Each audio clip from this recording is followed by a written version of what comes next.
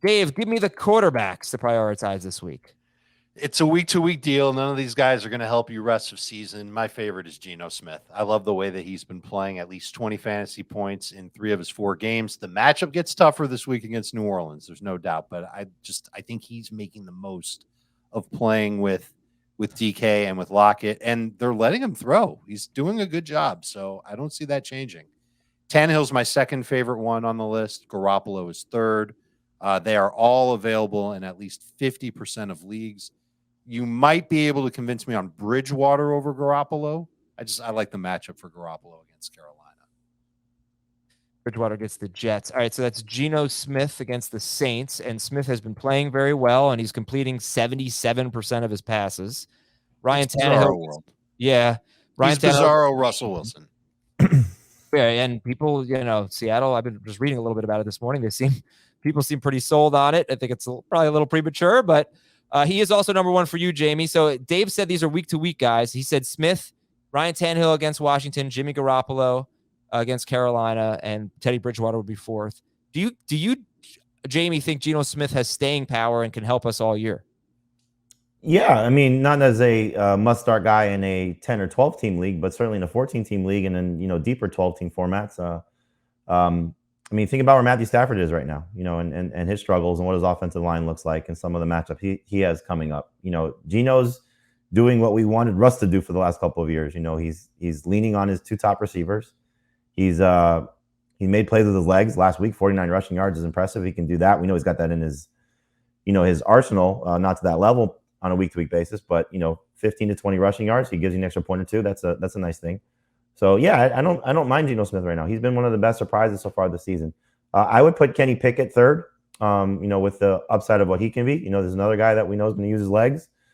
Terrible matchup this week, clearly, but he's somebody that I know. I'm in a couple leagues where I'm struggling at quarterback, where I had Stafford or have Stafford. One league where I lost Trey Lance and the waiver wire is bare. I'm going to make a play for Kenny Pickett to be my second quarterback, and with the hopes that he could be the third guy. So I have no interest in Jimmy Garoppolo whatsoever. This is a guy that's never averaged 20 fantasy points per game in his career and is averaging 12.5 points per game his last 2 weeks. So he's somebody that I'd be cutting if you have him in one quarterback leagues. I'd have more interest in Teddy with the chance that he's good in the Dolphins offense. And if you want to talk week to week, Bailey Zappi, baby, against the Lions. I mean, there's a chance for him to fall into 20 fantasy points, knowing how bad the Lions have been. So if you're just a desperate 2-quarterback super flex league, and we don't get Mac Jones and we don't get Brian Hoyer, if I'm the Patriots, I don't even bother with Brian Hoyer at this point. I'd rather just play Zappi. Agreed. And so he could be an interesting option, if you're stuck, and he's available in 100% of leagues. Hey, a quick thing. Don't forget about Andy Dalton. The top of Jameis. Yeah, either one. But it's a little clouded just because of the scenario of will Winston play. If Winston does play, yeah, it's a great matchup. If Winston doesn't play, Dalton, same thing. I think you asked the question about spending your fab budget. 2-quarterback super flex leagues, people are going to have to spend some money, because there are guys that are now available. We don't know how long Tua is out, so Teddy's going to go for probably I'll say at least 15 to 25% of your budget, depending on what your situation looks like. Zappi, because of his matchup, should get some interest. Obviously, Pickett's not rostered across the board. I usually look, and I could be wrong. This is my gauge. Anybody that's rostered in fewer than 30% of our leagues, I think there's some chance that they could be available in 10-team 2QB or super flex leagues. So those guys could potentially be available. Even Geno, who's at 24%. People might not have been buying in. So there's a chance that these guys could be helpful for you. And if they are, we saw Heath in our league, granted it's a little bit deeper, 12-team league. He spent 100% of his fab budget on Jimmy Garoppolo. That's extreme. Yeah. But there are people that could be in those type of situations that you don't have a good second quarterback. Trey Lance was your guy. Your other guy's struggling. You may be stuck. Quick word on Geno Smith.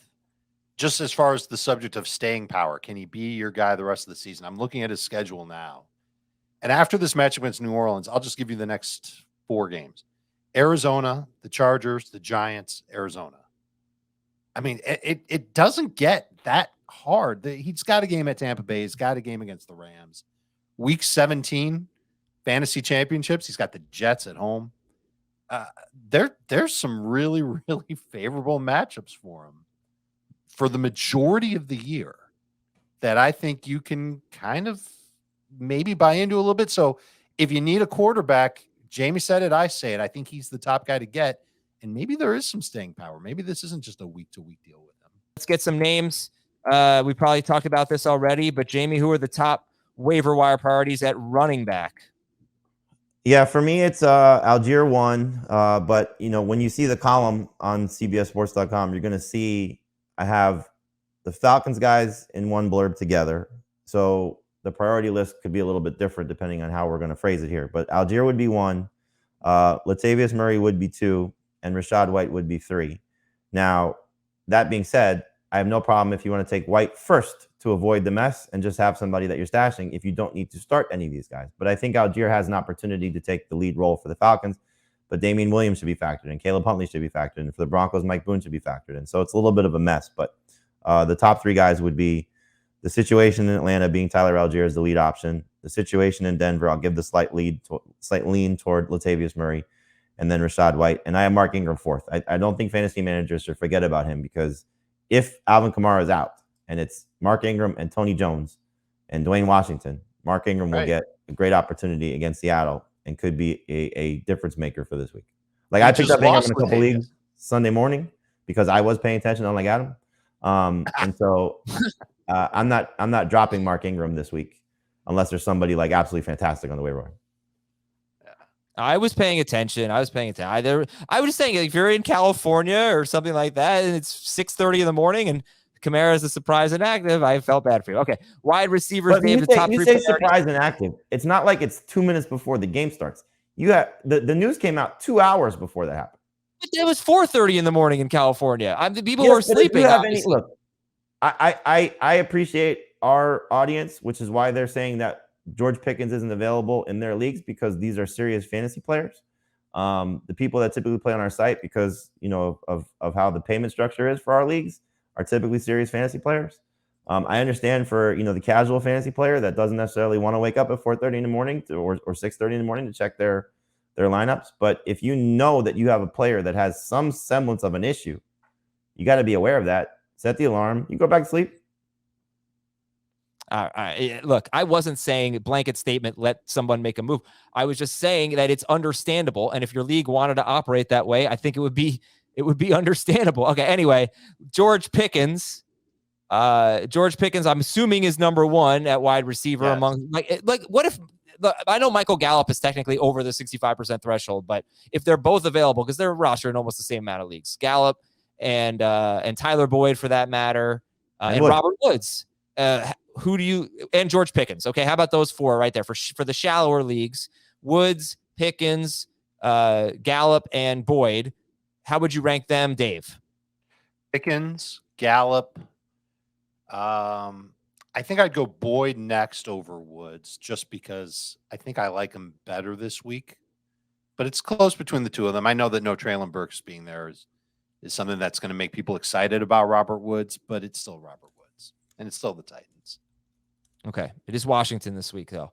And after that, it's Derrick Henry. Who are the top? I think Washington gives up the most fantasy points to receivers. I mean, they are obviously just terrible. Who are the top priorities after George Pickens? And I really want to talk more about Pickens. We'll do it later because we got to get to some tight end. We haven't mentioned any tight ends, DSTs, or kickers or anything. But the schedule just really sucks for him. But all right, wide receiver after that, Dave. Who else would you be looking at? Josh Reynolds would be at the top of the list, and he's available in 81% of leagues. It seems like he's here to stay. Not to this degree, not to what he's done the last 2 weeks where he's given you at least 15 PPR points, but he'll play a good amount in this Lions offense, and they're moving the ball. They're a good offense. That offensive line's doing a great job. So he would be number 1 for me if you can't get Pickens. Darnell Mooney is on the same threshold as Pickens. You can look to see if he's available. I think what Jamie said made sense about Devin Duvernay. He's available in 62% of leagues. He feels a little touchdown needy to me, but still at minimum, a good bench receiver who you might be able to start this week against Cincinnati. Corey Davis would be after that.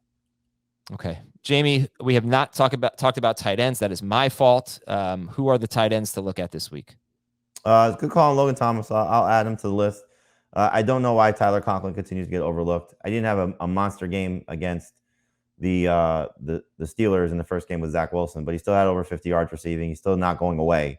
And so while he might not finish as a top 5 tight end, he still has the opportunity to finish as a top 12 tight end. So 58% roster is a little bit, silly in my mind, just because of what he's been so far to start the season. Robert Tonyan, we said it 2 weeks ago. He had 7 targets, 6 catches 2 games ago, scored a touchdown last week. It feels like there's something coming for him, a bigger role, bigger opportunity. Didn't have a lot of targets, but as he's getting healthier, I think Aaron Rodgers will start to lean on him a little bit more. So he's another guy that should be rostered. And I do think that Taysom Hill is going to be a cheat code because of what he's going to do at tight end. And so, especially if Jameis remains out, there's a situation at play here where if Jameis and this back injury lingers and they're going to be cautious with him, which they might, and Dalton gets knocked out and he's playing quarterback, we are right back to where we were, 2 years ago. I think it was 2 years ago. With the other leagues, we didn't do this, but the other leagues that had him listed as a tight end only, and he was able to play quarterback. So it could be a cheat code for you there. And then there's a couple, deeper league options. Molly Cox, maybe builds off what he did last week, although it's been, 2 weeks ago it was Delaney Woods, last week it was Molly Cox. The Colts are just struggling to find weapons in the passing game. And then if the concussion situation lingers for Cameron Brate, Kate Otten, I think, would be the guy that could have some opportunities there for Tampa Bay. Not a 10 or 12 team league type of guy, but a 14 team league guy or deeper, and tight end premium leagues as well. Here's the thing on Taysom Hill. I don't think it's just a Jameis thing. What if Kamara's out again? Because he's basically a running back. Well, I'm play quarterback. I'm just talking about the ability that he would play quarterback for the majority of the game. You're right. He's going to get opportunities now, but in the event that they're stuck without Jameis and without Dalton, and he's the guy for them like he was last year, look out. Agreed. But even if Dalton's healthy, which I think he will be coming into this game, they're playing Seattle, and they're terrible. Yeah. So there's all kinds of opportunities for Taysom Hill there. Yeah. But let's address this situation. What would happen on CBS if Taysom Hill became a mid-game quarterback? You would obviously get the points at tight end. But if he became the starting quarterback the next week, what would happen? What would we do? I believe what we would do is give him, and commissioners already have the power to give position eligibility to whoever they want in their leagues. But I believe we would give him quarterback eligibility. We would not take away tight end eligibility. We would allow people to play him at tight end. I don't think we're in the business of taking away eligibility for people. We had a lot of discussion about him during the offseason. We even got the Saints involved just to see what should we do, because I kind of thought he shouldn't even be a tight end. He's not used as a traditional tight end. He's basically a running back who can throw a little bit, and they trust him enough to do it. But when they had Andy Dalton, it made it pretty clear that they didn't want to really make Taysom Hill their plan B at quarterback in case things went wrong with Jameis Winston. So we thought that the best avenue to go would be make him a tight end to start, and then if he does end up playing quarterback, and that's in the situation where Andy Dalton gets hurt, Jameis isn't available, and they make him their quarterback, that's when we'd give him QB eligibility. But I'm not – there's a brain trust here at CBS that would make this decision.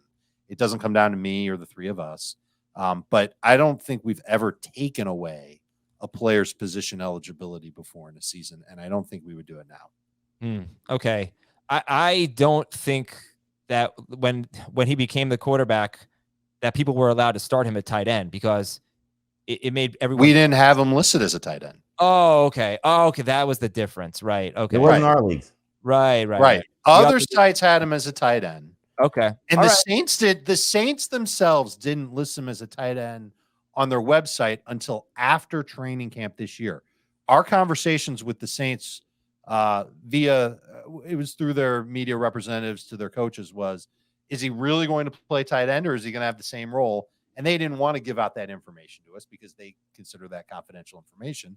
They said, no, he's a quarterback for now, but we still didn't really view him because everybody else was looking at him as a tight end, and we thought that we'd get a number of complaints, and we thought we'd be wrong if we didn't list him as a tight end to begin the season. And then when the Saints did list him as a tight end, that justified everything. It was easier to say, okay, he's a tight end. You can use him as a tight end in fantasy. All right, let's move on here. DSTs, Jamie. DSTs and kickers. I like the Vikings this week. I think they have a good opportunity to, hopefully play a little bit better than they have been. But, the Bears clearly are not going to scare a lot of teams. They're not going to throw on a lot of teams. And, I think this is a good matchup for them. The Dolphins against the Jets. We'll see what Xavier Howard's status is. But I still think they'll be aggressive enough and maybe force Zach Wilson some turnovers. And the Jaguars defense against the Texans. Jaguars obviously struggled against the Eagles, but they're widely available in the Texans. I think they can force Davis Mills into a turnover too. Kickers? Oh, kickers, I'm sorry. Kickers would be Will Lutz, home game against the Seahawks. You got Brett Maher, who's coming off a good game, taking on the Rams, and Graham Gano, who's the Giants MVP, according to Adam, taking on the Packers in London. Maybe we get another couple 60-yard field goal attempts. Maybe. All right. So, by the way, the Jacksonville DST against Houston, they actually ended up with a good game against the Eagles because they had a defensive touchdown, but they got shredded. But yeah, they've been pretty good this year, and they get Houston. So let me recap the priorities at each position. At quarterback, Geno Smith. You could look at Ryan Tannehill. Dave likes Garoppolo. Jamie, not so much. You could look at Teddy Bridgewater. Kenny Pickett, maybe more of a long-term thing. You're not going to start him this week against the Bills. But Geno Smith is the prize here. Would you start Geno Smith or Matthew Stafford this week? Geno Smith. I would be I would also be interested in the Saints starting quarterback this week against Seattle. I don't know who it's going to be, but I think you guys would be relatively interested as well. I don't know where you rank him, but the problem is like Dalton played really well for the most part. 236-1. He's going to lose a touchdown or a goal line opportunity to Taysom. That's the problem. Like, can he get to the second touchdown? At running back, we're looking at Tyler Algier. We're looking at either Latavius Murray or Mike Boone. Jamie favors Murray. Rashad White and Mark Ingram would have a great opportunity this week if Alvin Kamara is out again. If you don't plan on starting Tyler Algier over the next 4 weeks, and we've made a pretty big case against why you should be aggressive, then maybe you just look at Rashad White or Mark Ingram and have a high-end backup there. Tight end, Tyler Conklin, Robert Tonyan. What's that? And Isaiah Pacheco. He's got 2 games so far this season with double digits in carries. Yeah, he's over 5 yards per carry in both of them. Tight end, Tyler Conklin, Robert Tonyan, and Taysom Hill. Wide receiver. There's a group of wide receivers who are rostered in about 65% of CBS Sports leagues. They are George Pickens, Michael Gallup, Robert Woods, and Tyler Boyd. You could look at them if they're not available. Josh Reynolds, Devin Duvernay, Corey Davis. And there are more to discuss as well. We'll get to that. DST's Minnesota against the Bears, Miami against the Jets, Jacksonville against Houston. And there were some kickers mentioned too.